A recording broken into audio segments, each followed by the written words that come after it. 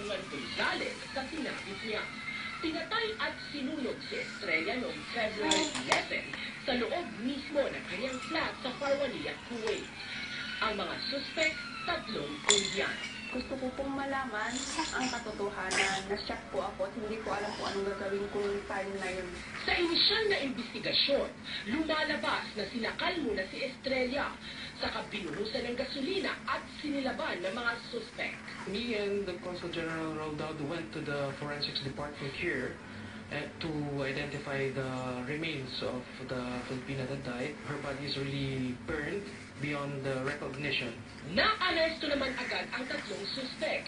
Lumalabas na may utang ang isa sa mga suspect kay Estrella na nagkakahalaga ng 1,220 dinars o 186,000 pesos. May 20 taon lang nagtatrabaho bilang isang messenger sa isang ospital sa Kuwait si Estrella. Kababakasyon lang yan noong Pasko sa Pilipinas.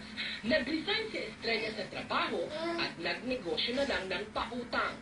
Hindi sukat akalain ng kanyang mga kaibigan na ang negosyong yon ang magiging mitsa ng buhay ni Estrella.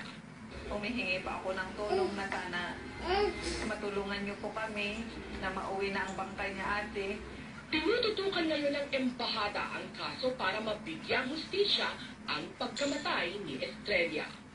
Maxi Santiago, Patrol ng Pilipino, Kuwait.